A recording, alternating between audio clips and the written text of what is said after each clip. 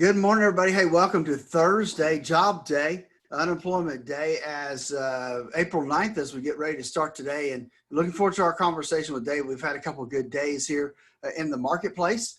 And so let me remind you, though, it's never too late to get an x-ray of your current portfolio. That's one of the things that we've put together for folks and find it very informational for them. Give us a call at 863-382-0037 to schedule your no obligation x-ray review. We can do it by phone, but we can do it for a Zoom meeting, virtual, or we can meet you in the office. Either way, it's up to you. We're available no matter what. So give us a call, 863-382-0037. Hey, looking again forward to our conversation with Dave. I'm so thankful that you joined us today. Hang tight, Dave will be here when we start back up. 5 FM, John Cougar Mellencamp there. Good morning. My name is Morning Dave. We're at 8:40 now. It's 20 before 9. We always check in with your money and see how Wall Street is treating it today, this time every morning. Phillip Statler is here from Statler Financial Services in Sebring. Phillip, good morning. How are you? Hey, good morning, Dave. Doing well today. It's Thursday. We're winding up our first true week of the government-ordered shelter at home. So it's going to be interesting to see this weekend how many people are trying to get out of the house. That's absolutely true. And the lead story, speaking of getting out of the house and or being stuck in the house, is the unemployment picture. And you and I all week long have been kind of doing the tactful way of saying wear a cup for Thursday morning because you're going to need it. I'd said when we first got on the phone together that, the official Wall Street prognostications be darned. I just figured with all the computer glitches and busy phones, we were going to have an even bigger number of first-time unemployment claims than we got. 6.6 million people filing for unemployment for the first time last week. The market didn't expect that, even though my cynical side was actually pleasantly surprised. Well, I'm not sure what the market, the traders actually expected, but the analysts, the economists out there did not. We saw numbers anywhere from 4.8 million to 5.25 million. It was kind of the range that we saw of expectations for the jobless rate this week. But it came in, you're right, 6.6. They also adjusted the prior week up about 200,000. To somewhere around 6.85 or 87 million people applying for unemployment the week before. So as we continue to see unemployment claims rise, which you and I, we know that's coming, and we'll continue probably another week or two to see that. The cue is how fast are these people going to get back to work, and how fast is our economy going to get back to going? Absolutely. Yeah, we basically made a shell-shockingly big number from last week, even bigger this week by revising it up. And as you said, the 6.6 was above what the analysts were expecting. Looks like the traders on the market weren't all that terribly shocked. Maybe the good news is that the Treasury Secretary Mnuchin was saying that some of the early rushes on those relief checks out of the government could be getting direct deposited as early as next week. And I can think of an awful lot of people that are heaving a big sigh of relief off of that bit of news. I'm sure they are. There's a lot of people that are hurting right now that really do need those dollars. I mean, if you think about it, I think we've been pretty fortunate here in Florida, not South Florida so much, but here in our area, right? Because we've not seen the big outbreak. It's only been really the last week that the governor really shut down the whole state in terms of shelter at home.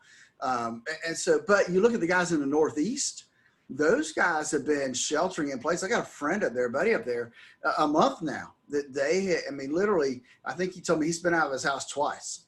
Yeah. And Cuomo was saying it looks to him like they're just about reaching the peak and starting to go down the downside of that valley now in New York after, well, like you said, 4 or 5 weeks worth of sheltering at home up there. That doesn't bode well for us. I've been following the statewide new case figures, and if you take a smooth 2-day average out of the thing, we might be seeing the bend in the curve. The official expectation is they're hoping that at the end of this week, or worst case by the 1st of May, we'll have seen the peak. I'm kind of crossing my fingers. The curve indicates earlier than that, but we've got a road ahead of us here in Florida before this thing is completely over, and those checks are going to help an awful lot of people, probably even more needed up in the Northeast, as you say. It is, Dave, and I think one of the things, I don't want to rain on your parade here, but I think that curve's actually going to go up a little bit only because of this. Here, I mean, even here in our area, right, we have at Advent Health, they have a rapid tester now that they put online. And so what that means, Dave, is more and more people are going to be tested, which means more and more people are going to get added to that number now as they test positive. So as more tests become available, which is kind of what we saw in the Northeast, right? It increased the number of cases because they're actually able to finally identify them. Yeah, the variable will be whether or not they change the criteria for whether or not you're eligible for a test, and that we don't know for sure yet. And I'm still kind of crossing my fingers that our state, anyway, our numbers are going to start showing a little bit of a downward trend, and that's something kind of like a recession. You don't know you were in it until it happens, right? You're absolutely right. You're so true there. So, other side effects in the economy. One news item I saw this morning I found real interesting. The Federal Reserve is looking at municipal bonds and saying, you know, these cities and towns going to have to borrow some money. They're going to be in trouble. And while they're saying they're not buying municipal bonds yet, they did make a credit facility available for direct loans to municipalities that are up against a wall for all the expenses they're encouraging during this. I'm not sure what the political fallout for that is going to be, but it's got to, at the very least, keep the bond market a little bit happier knowing the Fed's looking out for both sides of the fence. I would sure hope so, because I will tell you, Dave, municipal bonds have gotten beat up over the last 3 or 4 weeks since this whole epidemic started around here. So it's that should give some relief to those folks and be able to help. Not necessarily prop up the municipal bond market, but at least give us some stability, because it was having some issues over the last 3 or 4 weeks.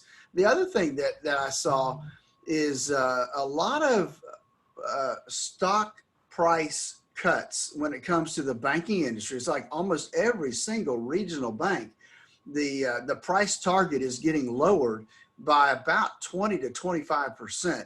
I find that interesting, given this is kind of the week before those earnings reports come out next week. Yeah, I noticed the same thing. It is the financials are getting really whacked with the downgrades from strong buy to neutral, whatever they're doing, and then the target price being changed. You start wondering whether or not these analysts know something that we don't in the public domain, don't you? Yeah, that's true. But everything they have should be publicly available. It's just whether or not we can figure out how to find it or not. That's the question. Understood. By the way, it just came over my ticker, the announcement for the loan program for the jobless claims problems and everything on the municipal side. The Fed is talking about like $2.3 trillion available for loans to municipalities. That will help the bond market somewhat. Absolutely. We were looking for a couple of reports, and about what you and I expected might happen. One of the ones we expected to come out didn't come out today, which means maybe we're going to see an earnings season with take what we get type information as it comes out day by day. It really could be, Dave, as they kind of look at where they are. I mean, Delta, according to everything I have here, was supposed to report yesterday, and we got no report. So, and there's no headline saying, hey, when will the report come out? So I'm sure they file something with the SEC to kind of give them a little leeway on reporting, but it will be interesting to see when that finally does come out. The other thing we did get was Costco didn't report earnings, but they did give us an indication of their same-store sales for the month of March. And as you and I would expect, it's up 9.6%, given that everybody was trying to stockpile and gather up more supplies for staying at home. They're not getting help this morning. They're down about 2 3/4%. Yeah, geez. I got some guidance just came in from General Electric too. Basically the same kind of thing, saying they expect their revenue figures to be quote unquote near their previous guidance. I guess absent reports, guidance reports may be the best we're going to get, with a really fluid picture as far as whether or not companies are going to issue reports on time this year. Yeah, this quarter, that's true. Hey, we do have some good news from Walt Disney, though. Hmm. Even though the parks are closed, their subscription numbers for their Disney Plus streaming services have now gone past 50 million subscribers globally, and their stock price is really liking that. It's up almost 5% this morning. Disney Plus, better known as the Kids on Autopilot channel, right? Exactly. That's it. Resetting the table for this morning. It was an up day on Wall Street yesterday, up almost 780 points on the Dow. NASDAQ was up big time. They were up over 203 points. And the Standard & Poor's gained 3.5% as well, up over 90 yesterday. So hold steady today would look good, but you and I were talking about how the futures were dancing all over creation overnight. Where are we heading 45 minutes early? Well, they have actually flipped back positive, Dave, and by anywhere from 0.5 to 1%, depending upon the index. So some good news there. Actually, the Dow's up 1% right now, $229. We've got the S&P 500 up a little over 0.6, almost $20, and then we've got the Nasdaq up 0.5%, $43. So everything is green right now. Not as green as it was yesterday, but hey, we've had 2 good days of green numbers. Now let's see what happens today. We'll see if we can follow through with another one. So if we look at gold and silver, we're getting some huge numbers there, Dave. Silver's up 3% to $15.66 an ounce, and we've got gold up 2.3% to $1,724 an ounce. Now, the one we don't like to see going up quite so fast is we got crude oil. It's been up as high as 8 or 9% this morning. It's back down. It's up to 5.6% this morning, $26.50 a barrel right now. A lot of that, I suspect, is on expectations that the Saudis and the Russians are going to come to some sort of terms as far as the production decrease. Yeah, I think so. I think that's obviously eventually that's got to happen. They can't keep just producing and producing when right now everybody's staying home, which means the demand is slidden to the bottom, and so we can't keep supply up when demand's down. So hopefully they'll get their act together and come to some kind of agreement. Yeah, the word I hear from the industry right now is their biggest problem is they don't know where to store all the stuff. I'm sure that's true. They need to push it out even more, and hey, maybe we'll see $1.50 a gallon.